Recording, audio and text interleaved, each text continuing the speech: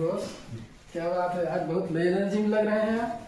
Boss क्या होता है, कुछ दिनों से बहुत एकदम कंधे और कम यहाँ पे बहुत दर्द होता है, एकदम जकड़न सी महसूस होती है, बहुत तकलीफ हो रही है बॉस। तो कंप्यूटर पे ज्यादा काम कर रहे हैं क्या आजकल? अरे आपने तो बॉस अंतर्यामी हो गए, आप कैसे जान गए? अरे यार, आजकल का मॉडर्न एज है, ज्यादातर लोग कंप्यूटर पे ढेर सारा काम करते हैं। और आप तो हॉस्पिटल मैनेजर हैं, तो आपके पास तो ढेर सारे काम होंगे जो कंप्यूटर पे करते होंगे। बॉस बात तो आप सही कह रहे हो, बल्कि कंप्यूटर में जब वो होता है बहुत तकलीफ बढ़ जाती है और बहुत। तो मॉडर्न एज में इसको कंप्यूटर पेन ही कहते हैं। अच्छा। और ये स्पॉन्डिलाइटिस जो कि पहले अर्ली एज में हो जाता है, जी। Cervical spondylitis. हाँ। तो ये ज्यादातर जो कंप्यूटर पे काम कर रहे हैं उनको होने लगता है। अभी तो आप बहुत यंग हैं, उसके बावजूद भी आपको हो रहा है, तो ये कंप्यूटर का ही पेन होना चाहिए। तो बॉस हम तो कहेंगे कि आज इसी चीज पे चर्चा कर लेते हैं कि ये क्या समस्या कंप्यूटर पेन है, इसी पे चलिए, आज हम आपको सर्वाइकल स्पॉन्डिलाइटिस के बारे में बात करते हैं। बिल्कुल, बहुत बढ़िया बॉस। तो आज हमारे दर्शकों को भी इसका लाभ मिलेगा, हमको भी आराम मिल जाएगा। बहुत अच्छी बात है, ये तो एक पंथ दो काज हो जाएगा। बिल्कुल बिल्कुल, तो बहुत हम अच्छा। लोग अपने दर्शकों का स्वागत करते हैं बिल्कुल। और स्पॉन्डिलाइटिस के बारे में आपको अच्छी से जानकारी देते हैं। तो नमस्कार दोस्तों, आज कंप्यूटर पेन और जो सर्वाइकल स्पॉन्डिलाइटिस है, जैसा कि आपने सुना, अभी बॉस ने बताया, तो हम लोग आज इसी विषय पर चर्चा करते हैं। तो आप लोगों को फिर से बता दें, आज हमारे बीच में तेज बहादुर सबकुछ चिकित्सालय प्रयागराज के हड्डी रोग विशेषज्ञ डॉक्टर राधेश्याम जी मौजूद हैं, जिनसे हम लोग कंप्यूटर पेन या सर्वाइकल पेन के बारे में चर्चा करेंगे। नमस्कार दोस्तों। तो बॉस, ये क्या चीज है कंप्यूटर पेन या सर्वाइकल स्पॉन्डिलाइटिस? देखिए, सर्वाइकल स्पॉन्डिलाइटिस ये 40 प्लस एज के बाद होने वाला दर्द है, जो कि कंधे और गर्दन जहाँ पे जुड़ते हैं वहाँ से इस पे धीरे धीरे, बहुत धीरे धीरे शुरू होता है। जब एज बढ़ती है तो उसकी वजह से होता है। लेकिन आज के टाइम में जैसे कंप्यूटर पे ढेर समय तक काम करना पड़ता है, जो स्टूडेंट हैं कंप्यूटर भी यूज कर रहे हैं और उनको लंबे समय तक पढ़ाई की भी ज़रूरत होती है, क्योंकि कम्पिटिटिव ज़माना है। तो अगर वो ज़्यादा पढ़ेंगे नहीं तो जाहिर सी बात है उनको कंपटीशन में पार पाने में दिक्कत होगी। तो इसलिए बच्चे आजकल बहुत लंबे समय तक लंबी लंबी सीटिंग में बहुत देर तक पढ़ाई करते हैं। तो सबसे पहला कारण तो होता है कि आप बहुत देर तक गर्दन झुका के जब काम करते हैं, चाहे वो कंप्यूटर पर काम करना, चाहे अपने किताबों का पाठ्यक्रम अपना पूरा करना हो, तो गर्दन का जो ये हिस्सा है जहाँ पे ये कंधे और धड़ और गर्दन सब एक साथ जहाँ जुड़ते हैं, यहाँ से भारीपन शुरू होता है। भारीपन के साथ फिर गर्दन में दोनों तरफ अकड़न होने लगती है, धीरे धीरे दोनों कंधों की तरफ ये विस्तार करता है। और जो पंखी होती है, शोल्डर पे जो स्कैपुला बोन होती है, उसके दोनों के बीच की जो जगह होती है वहाँ पे भारीपन और दर्द महसूस कराता है। और तो कभी कभी तो इसका पेन जो है पूरी पीठ में भी होने लगता है। और जब ये जैसे जैसे ज़्यादा दिन का होता जाता है, अगर आप इसको समाधान नहीं ढूंढिए या किसी अच्छे चिकित्सक से लेके मिल के उससे सलाह न लीजिए, तो आपके कंधों की तरफ दर्द होता है, धीरे धीरे हाथों में होता है, झुंझुनाहट होने लगती है। और जब आपका दर्द और बढ़ जाता है तो उसमें होता ये है कि आपके हाथ में जहाँ झुंझुनाहट होती है, सुन्नपन भी आने लगता है और उल्टी जैसा लगता है कभी कभी। और जब जैसे और पुराना हो जाए तो उल्टी भी आती है, चक्कर आता है। और कभी कभी सारे लक्षण एक साथ मिल के पेशेंट को इतना ज़्यादा परेशान कर देते हैं कि वो सिर्फ लेट के रह सकते हैं। कभी कभार तो लेटे रहने में भी चक्कर आता है। बिल्कुल बहुत सब सही कहें, क्योंकि कभी कभी जिस दिन हमारा कंप्यूटर पे काम ज़्यादा होता है उस दिन हमारे हाथों में भी झुंझुनी सी हमको महसूस होती है।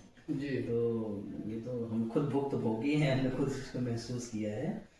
और हमारे परिवार में भी कुछ लोग हैं जो कि बताते हैं सेम ऐसे ही, और उनके साथ चक्कर भी जुड़ा हुआ है, उनको चक्कर भी आते हैं।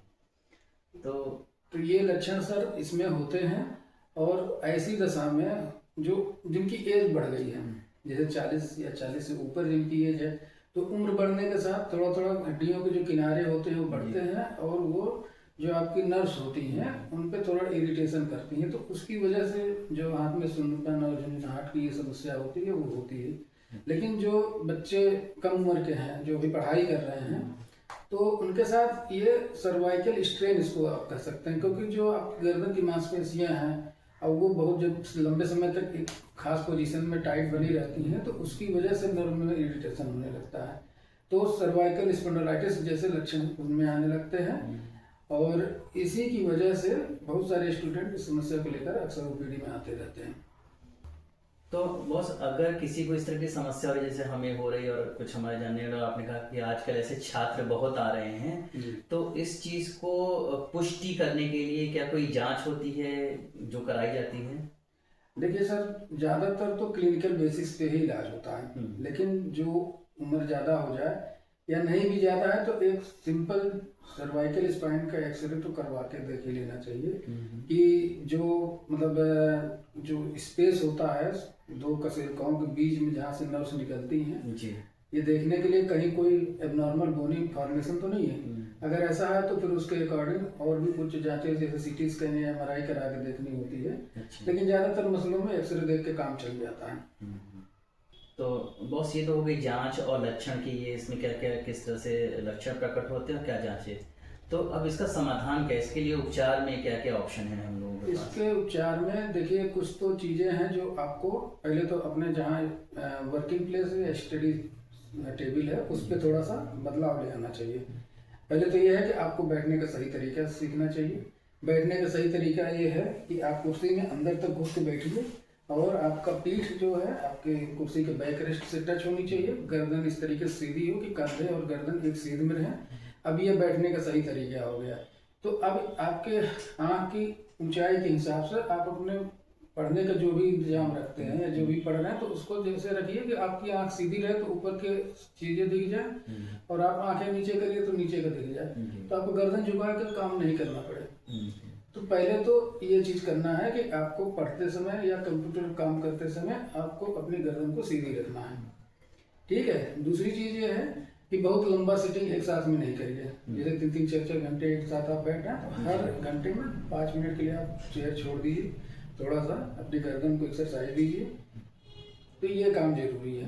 अब इसके इतर जो बात होती है कि अब इस ये तो मान लीजिए आपका समाधान हो गया उसमें कि आपका जो हैबिट है उसको चेंज करना है।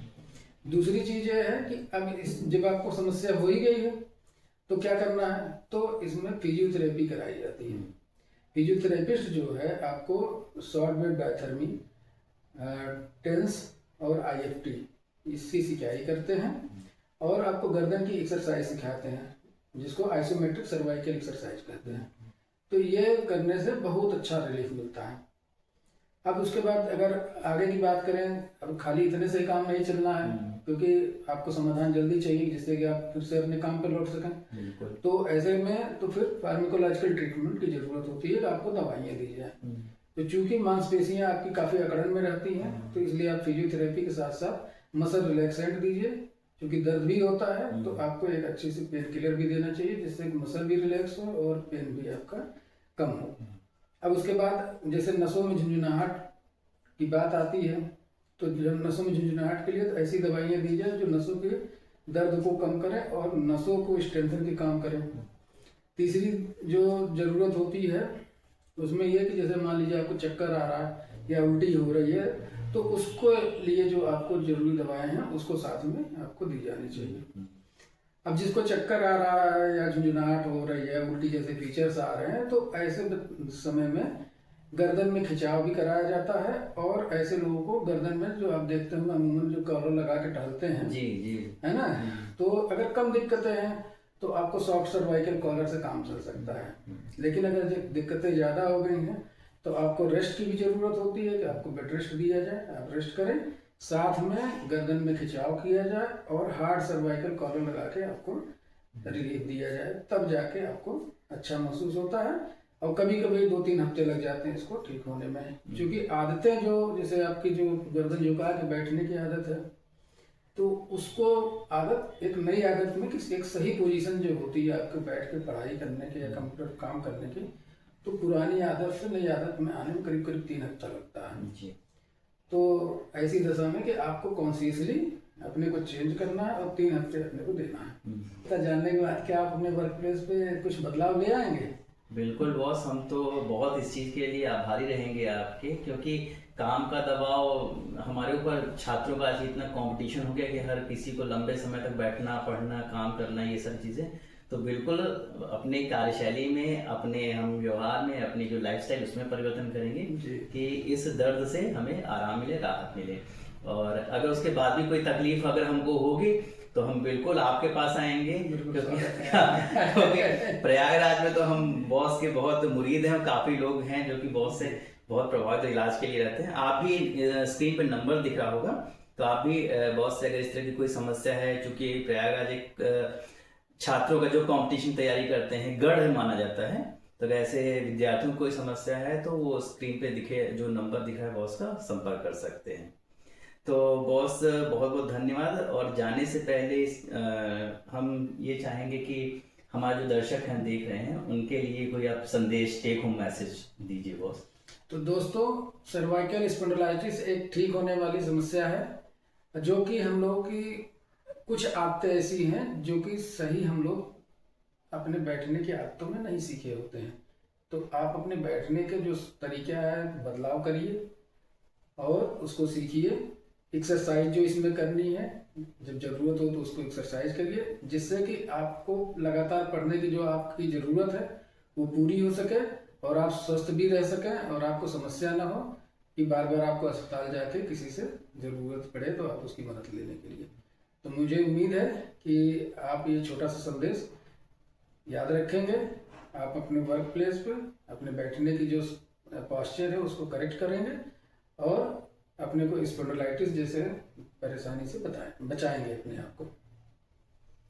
बिल्कुल बॉस। और हम अपने दर्शकों और इस समस्या से ग्रसित अन्य लोगों और व्यक्तिगत तौर पे आपको बहुत बहुत धन्यवाद देते हैं। धन्यवाद।